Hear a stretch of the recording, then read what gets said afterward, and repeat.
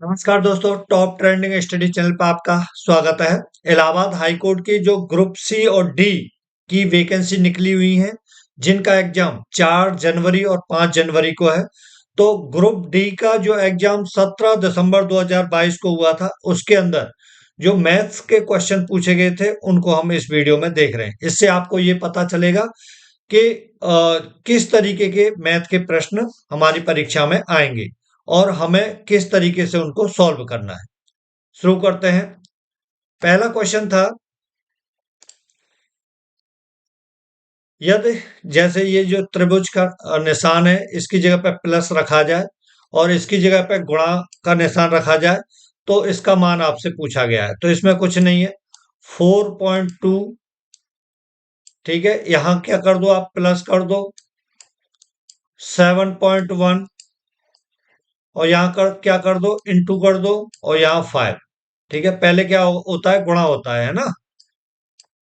7×5 = 35, तो 35.5 आ गया और यहाँ क्या आएगा 4.2। दोनों को ऐड कर दो तो 5 और 7, 7 और किसी के पीछे किसी के नहीं है, तो क्या आ जाएगा 39.7। सी ऑप्शन सही है। ठीक है, पूरा जोड़ने की भी जरूरत नहीं है। नेक्स्ट है, 5/2 का 2/5 बराबर क्या होगा। तो का मतलब क्या होता है, का मतलब होता है इंटू, है ना, गुणा। गुणा 2/5। ठीक है, काट पीट दो, ये इससे गया ये इससे गया, एक आंसर आ जाएगा। ठीक, एक आंसर आएगा। ए ऑप्शन सही है। अगला है, यदि किसी संख्या के 40% का 20% 8 है तो वह संख्या ज्ञात कीजिए। 40% का, मान लो वो संख्या कितनी कौन सी है, एक्स है। एक्स है, गुणा 40%, 40/100 गुणा 20/100 कितना है, बराबर कितने के है, 8 के। ठीक है, 2 जीरो आउट और 4 दूनी 8, ये 4 दूनी 8, इस 8 से आउट, तो x बराबर क्या हो जाएगा, 100। ठीक है, किसमें है, ऑप्शन सी सही हो जाएगा। अगला है, यदि 12 पेनों का मूल्य 30 रुपए है तो 26 पेनों का मूल्य कितना है। तो 12 पेनों का मूल्य कितना है, 30 रुपए। 26 का आपसे पूछा गया है, 26 का, तो क्या करोगे, 30/12 × 26। ठीक है, काटो, 6 दूनी 12 और 6 × 5 = 30, है ना, 2 से 13।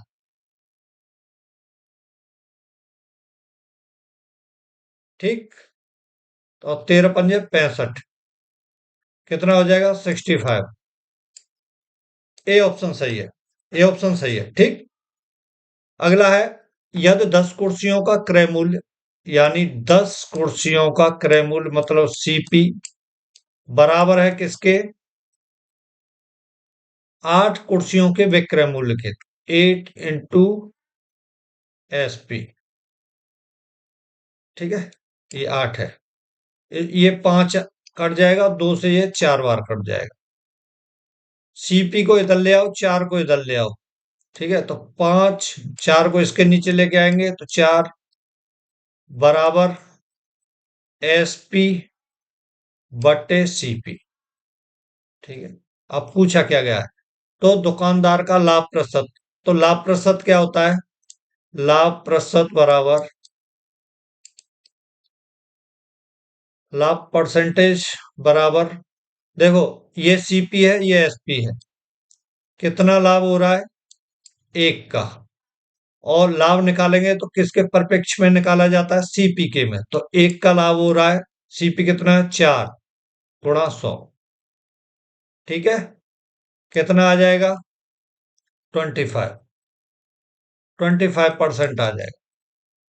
बी ऑप्शन सही है। ठीक, अगला क्वेश्चन है, बट्टा का परिकलन सदैव किस पे किया जाता है, अंकित मूल्य पे किया जाता है। जो खाली स्थान है उसमें क्या आएगा, अंकित मूल्य। सी ऑप्शन सही है। अगला है, 2800 रुपए का 18 महीने का 10% प्रति वर्ष चक्रवृद्धि ब्याज ज्ञात कीजिए। देखो, इसको सॉल्व करने का सबसे शॉर्टकट तरीका और सरल तरीका बताता हूँ। 18 महीने मतलब कितना? 1 साल प्लस 6 महीना यानी 1.5 साल। 1.5 एक साल का कितना परसेंट दे रखा है? 10%। और आधी साल का कितना होगा? 5%। ठीक है, तो ये 1 साल का 10% और ये हो जाएगा 5%। ठीक। अच्छा, अब आइए उससे अब ये चक्रवृद्धि ब्याज है, तो इसको ए प्लस बी किससे करोगे आप? ए प्लस बी प्लस ए इंटू बी, ए इंटू बी अपॉन 100, इससे करेंगे। तो यहाँ ए की जगह पे 10 प्लस बी की जगह पे कितना रखोगे? 5। ठीक है, प्लस 10 × 5/100 बटे 100। तो 10×5 = 50, इससे कितना बार कट जाएगा? 2 बार। ये कितना हो गया? 15 प्लस 1/2। 1/2 का मतलब क्या हो जाएगा? 0.5 है ना, तो क्या आएगा? 15.5%। बस, हो गया सवाल। अब क्या है? 2800 रुपए का इतना 10, तो 2800 रुपए का क्या निकाल दो आप? 2800 रुपए का निकाल दो। 2800 रुपए का 15.5%। 15.5% का मतलब बटे 100। ठीक है, ये दशमलव है यहाँ। ठीक है, दो जीरो से दो जीरो चला गया। अब इसका देखो गुणा करने का, कहीं आप पूरा करने लगे रहो।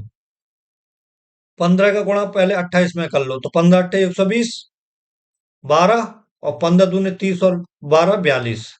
ठीक है, 420 तो ये आ गया। अब 0.5 है तो 28 का आधा कर लो, 14। 14 को इसमें जोड़ दो, 14 को इसमें जोड़ दो, क्या आ जाएगा? 434। 434 रुपया। ठीक, डी ऑप्शन सही हो जाएगा। डी ऑप्शन सही है। अगला क्वेश्चन है, दिए गए घनाकृतियों को उनके संबंधित फलकों के साथ सुमेलित कीजिए। ठीक है, उनके फलकों के साथ सुमेलित करना है आपको। तो गोलार्ध में कितना होता है? 1 होता है, A1। तो ए का क्या होगा? A2 किस किस में है? आउट। आउट, 2 में बचा है ना। घनाभ में कितने होते हैं? घनाभ में होते हैं 6। घनाभ में 6, और शंकु में 3, बेलन में 2। ठीक है, नहीं, शंकु में 2, बेलन में 3। बेलन में 3, शंकु में 2। तो अपना ए ऑप्शन सही है। ठीक, नेक्स्ट है, नीरा के 5 विषयों का औसत अंक 72 है, उसे छठे विषय के अंक मिलते हैं, तो उसका औसत कितना? 75 बढ़ जाता है छठवें विषय में उसके द्वारा प्राप्त अंक। देखो, कुछ सोचने वाली ज्यादा बात नहीं है इस क्वेश्चन में। 72 से कितना कितना हो गया? 75 हो गया। कितना बढ़ा? 3। ठीक है, 3 बढ़ा ना। कितने विषय हैं? 5 विषय, तो पहले 5 विषयों की पूर्ति 3-3 अंक बढ़ने से हुई, तो कितने अंक बढ़े? 3 × 5 15 बढ़ गए। ठीक है, 15 बढ़ गए ना, 15 बढ़ गए। अच्छा, जो छठवां अंक था उसमें 72 अंक तो आने ही आने हैं, और कितने? 3 और बढ़े उसमें, मतलब 75 अंक और आए। छठवें में तो 75 अंक और आएंगे, तो 75 और जोड़ दो इसमें, कितना हो गया? 90। कितने आए? ए ऑप्शन सही है, 90। समझ में आ गया होगा। ठीक, नेक्स्ट है, 1.08 प्लस 0.03 का होल स्क्वायर माइनस, इसको देखो, 1.08 की जगह पर आप ए मान लो, और 0.03 की जगह पे आप बी मान लो। ठीक है, इसका होल स्क्वायर बराबर क्या हो जाएगा? -4ab। ठीक है, -4ab। अब इसको खोलेंगे, तो A square plus B square plus 2ab, 2ab -4ab। ठीक है, 4ab। तो A square plus B square यहाँ क्या बचा, -2ab। तो क्या होगा, लास्ट में आके क्या आया, लास्ट में आया a-b का होल स्क्वायर, a-b का होल स्क्वायर। अब ए की जगह पे ए का मान रख देना, बी की जगह पे बी, और उसको खोल देना। ठीक है, a-b का होल स्क्वायर कर देना, खोल क्या देना, इसमें 1.08 में से 0.03 माइनस करके उसका स्क्वायर कर देना। इतना क्वेश्चन आएगा। ठीक है, सॉल्व कर लेना उसको, क्योंकि माउस से लिखने में बड़ी दिक्कत होती है ना। नेक्स्ट है दो सह अभाज्य संख्याओं का लघुत्तम समापवर्तक ज्ञात कीजिए। मतलब क्या होता है ये पूछा गया है। तो उनके गुणनफल, उनका गुणनफल ये होता है लघुत्तम, एलसीएम दोनों। ठीक है, सी ऑप्शन सही हो जाएगा। नेक्स्ट है ए और बी एक व्यवसाय शुरू करते हैं, 3:5 के अनुपात में पूंजी निवेश की, उनके निवेश का समय 2:3 के अनुपात में है, उसका लाभ किस अनुपात में वितरित होगा। देखो, जितनी पूंजी उन्होंने निवेश की और जितने समय के लिए की, उतना ही लाभ उनका होगा। तो क्या होगा, 3:5 है और समय कितना, 2:3 है। तो 3 रेशियो उसने कितना, 2 अनुपात के बराबर, नहीं 3:2 हो जाएगा। इसका इसके साथ रेशियो, यहां रेशियो 5:3, 3 से 3 कट जाएगा, 2:5 आएगा। 2:5, 2:5 कहाँ है, सी ऑप्शन सही है। ठीक, नेक्स्ट है दो सह अभाज्य संख्याओं का महत्तम समापवर्तक ज्ञात कीजिए, एक, बी ऑप्शन सही है। ठीक, नेक्स्ट है निम्नलिखित में से कौन सा अवलिख कौन सा सही है, ये पूछा गया है। तो किसी संख्या का गुणांक उस संख्या का सटीक विभाजक होता है, बिल्कुल सही है। एक प्रत्येक संख्या का गुणक होता है, गलत है। यदि कोई दो यदि कोई संख्या दो अभाज्य अ, असहभाज्य संख्याओं से विभक्त योग्य हो, तो वह संख्या उनके गुणनफल से भी विभाज्य होती है, बिल्कुल सही है। 2, 5 और 4 का लघुत्तम समापवर्तक, गलत है। संख्या का प्रत्येक गुणांक संख्या से कम होता है, ये भी गलत। तो हमारे ए और सी सही है, ए और सी केवल सही है, ए ऑप्शन सही हो जाएगा। नेक्स्ट क्वेश्चन है, क्वेश्चन नंबर 15 है। अच्छा जी, ये पूछा गया है, देखो जो सरल है पहले उसको कर लो। 5/7 का 4/, मैंने बताया था का मतलब क्या होता है, गुणा होता है, तो 5 या 15। ठीक है, ये हो गया। क्या आया, 4/21। तो देखो C4 किस में है, C4, C4 इसमें है, C4 इसमें है, तो दोनों ये आउट हो जाएंगे। ठीक है, अब देखो, इसको भले ही सॉल्व मत करो, लेकिन देखने से ही पता चल रहा है कि इसका मान लगभग इतना आएगा भाई। 7 की पावर 5/6 की पावर 7 तो आ नहीं सकता, ना जीरो आ सकता है ना। जीरो आएगा तो इसका आएगा जीरो, और इसका ये आ जाएगा। तो लगा लो डी का वन, डी का वन किसमें है, नहीं डी का वन नहीं, D2, D2, D2 किसमें है, इसमें है, सी ऑप्शन सही है। ठीक, नेक्स्ट है किस संख्या का 45% 18 है। ये पूछा गया है, ऐसी कौन सी संख्या है जिसका 45% 18 है। देखो, यदि 45% का मान इसने दे रखा है, 45% का मान कितना दे रखा है, 18। और आपसे पूछा गया है 100%, भाई कोई भी संख्या अपने आप में 100% होती है, तो 100% का मान आपसे पूछा गया है। तो क्या आएगा, 18/45 गुणा 100। ठीक है, 5 से काट दो 9, 5 से 20, 9 से काट दो 9 दूनी 18, तो कितना आ जाएगा, 100% कितना हो जाएगा, 40। आंसर क्या है, डी ऑप्शन सही है। ठीक, नेक्स्ट है निम्नलिखित में से कौन सी सी वर्ग संख्या एक घन संख्या भी है। मतलब वर्ग भी है, वो घन भी है, 64 है। ठीक है, 81 किसी घन नहीं होता, क्योंकि 3 का घन करेंगे 27 होगा, है ना, 4 का 64 होता है, 5 का 125 होता है, तो 81 है, जो 81 घन नहीं होगा, ठीक है। 64 होता है, 64 8 का वर्ग है, और 4 का 4 चौक 16, 16 चौक 64, 4 का घन है 64। ठीक, नेक्स्ट है, सूची 1 के साथ सूची सेकंड का मिलान कीजिए। ये बहुलक पूछा है, परास और माध्यक और औसत। देखो, औसत तो यह है कि जिनको सबको जोड़ करके आप उनका क्या कर दो, भाग कर दो, वही होता है ना औसत। और समुच्चय क्या होता है, यदि आपसे पूछा जाए बहुलक क्या होता है। बहुलक जो इस क्रम में सबसे ज्यादा बार मतलब रिपीट हुआ हो। तो एक एक ही बार हुआ है, 9, 1, 2, 3, 3 बार, तो इसका बहुलक कितना हो जाएगा, 9 हो जाएगा। 9, 9 किसमें, ए का थर्ड, आउट और आउट, इन दोनों में से सही है, ठीक है ना। चाहे तो ये सही है या ये सही है। अब परास क्या होता है, जो इसमें उच्चतम और निम्नतम मान है ना, इसके अंदर जो उच्चतम और निम्नतम मान है, उनके बीच का अंतर परास होता है। तो उच्चतम मान कितना है, 9, निम्नतम कितना है, 1, दोनों का अंतर 9 - 1 बराबर कितना आएगा, 8 आएगा। तो इसका क्या हो जाएगा, ठीक है। तो इसका ऑप्शन कौन सा सही हो जाएगा, ऑप्शन ए सही है। एवरेज आपको पता ही है, तीनों का योग कर लेना और तीन तीन का भाग दे देना, 14 + 7 21 और 12, सही कर रहा हूं।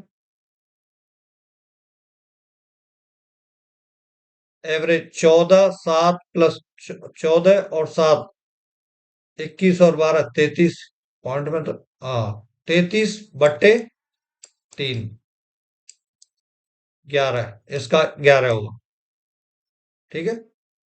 ठीक, माध्यक क्या होता है, माध्यक वो होता है कि इनको क्रम से लिख लो, जैसे एक पहले आएगा, 2, 3, ऐसे लिख के, और जो मध्य में हो वही उसका माध्यक है, ठीक है।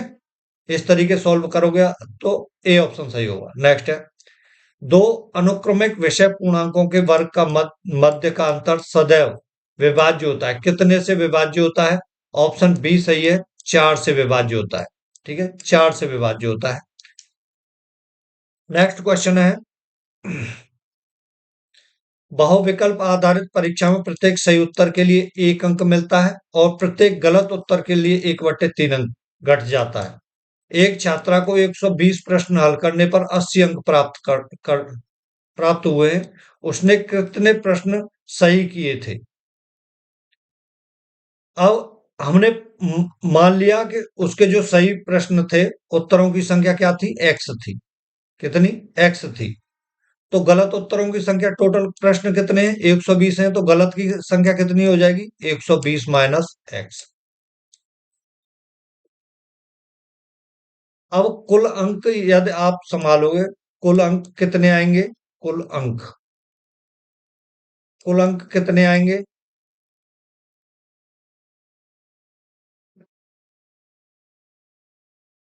भाई एक्स, सही उत्तर पर 1 अंक मिल रहा था, तो x × 1,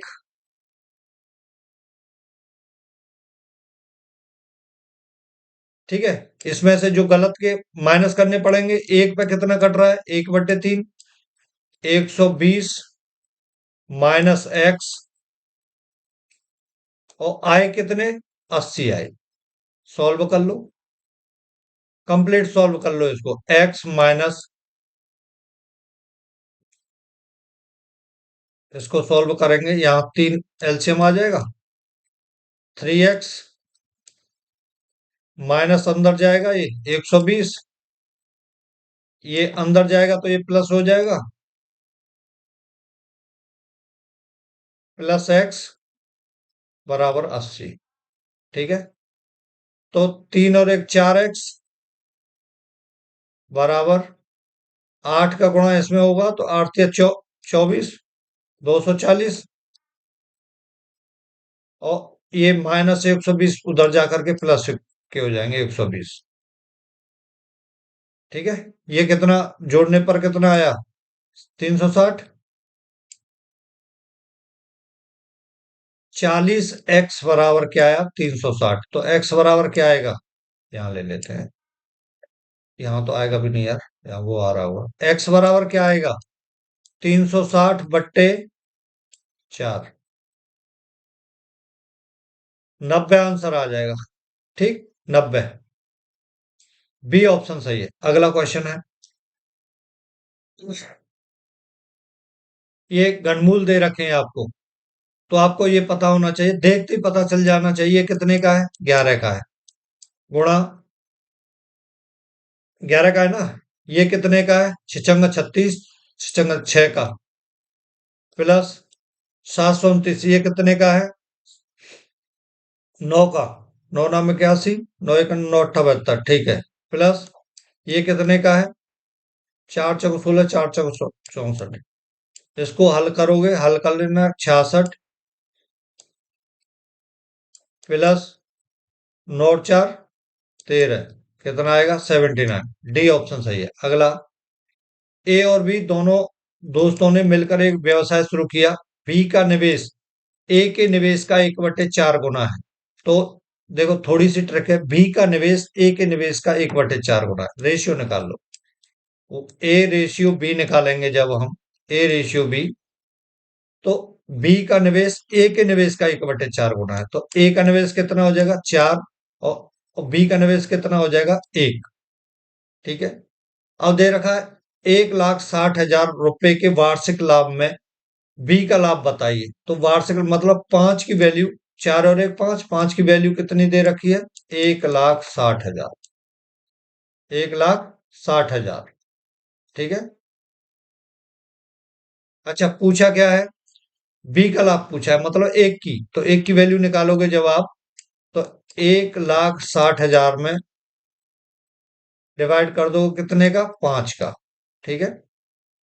5 का डिवाइड कर दो, कितना आएगा? 32। 5 दून 5 या 15, 5 दूनी 10, 32,000 रुपये आएगा। सी ऑप्शन सही हो जाएगा। नेक्स्ट है, पाइप एक्स एक टैंक को 20 मिनट में भर सकता है। पाइप एक्स और वाई मिलकर टैंक को 12 मिनट में भर सकते हैं। पाइप वाई को अकेले टैंक को भरने में कितना समय लगेगा? देखो, एक्स कितने मिनट में बढ़ता है? 20 में। एक्स प्लस वाई कितने में बढ़ते हैं?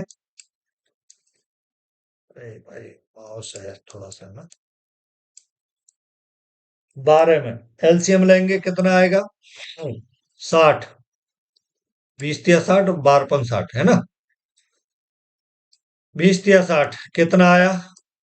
एक्स की क्षमता कितनी आ गई? 3। एक्स प्लस वाई की, इसको ब्रैकेट में बंद कर लो, एक्स प्लस वाई की कितनी? 12 60, ठीक है, 5 आ गई। तो बाई की यदि आप इफिशियंसी निकालोगे, तो 5 में से 3 गए, तो 2 इफिशियंसी आ गई बाई की। तो 60 लीटर को कितनी देर में भरेगा? वित्तीय 20 का भाग, वो 2 का भाग दे दो इसमें, अब 20 मिनट हो जाएंगे। 20 मिनट, बी ऑप्शन सही हो जाएगा। ठीक। नेक्स्ट है, राधिका अपनी पूरी यात्रा का 3/5 भाग रेल से तय करती है और 7/20 भाग बस से, और शेष इतने किलोमीटर दूरी पैदल तय करती है।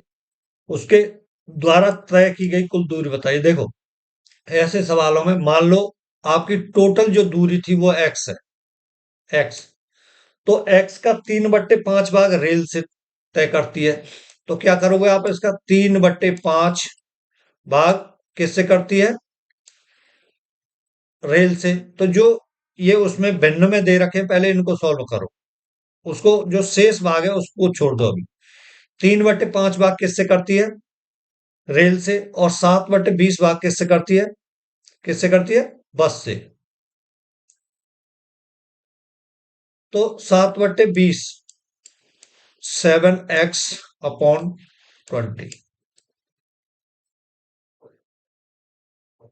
इसे सॉल्व कर लो, कंप्लीट कितना तय कर लेती है इससे? 20 एलसीएम आ जाएगा भाई। 20, 5 चौक 20, 4 तिया 12, 12x प्लस 7x बराबर कितना आ गया? 19x। 19x/20, ठीक है, 20। ये कौन सा आ गया? ये वो आ गया जो उसने रेल से और बस से यात्रा कंप्लीट की थी। टोटल एक्स का 19/20 यानी 19x/20।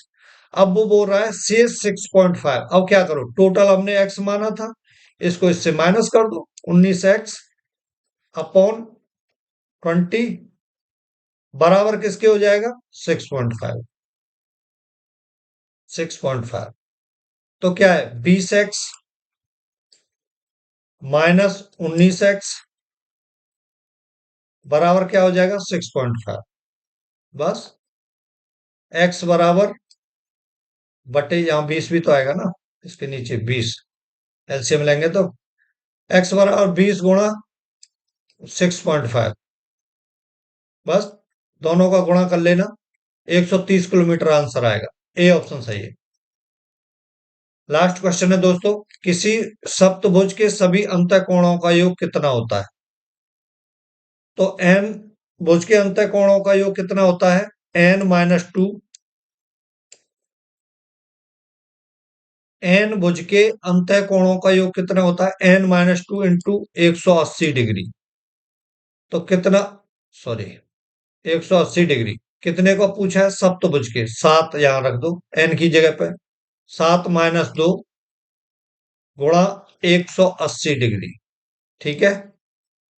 अब इसको कितना बचा? 5 गुणा 180 डिग्री, 18×5 = 90, 900 डिग्री। आई होप कुछ आपकी समझ में आया होगा ना। इस तरीके के प्रश्न पूछे जाते हैं। ठीक है, वीडियो आपको अच्छी लगी हो तो वीडियो को दोस्तों लाइक कर देना। चैनल पर नए हैं तो चैनल को सब्सक्राइब कर लेना। Thank you for watching this video. नमस्कार।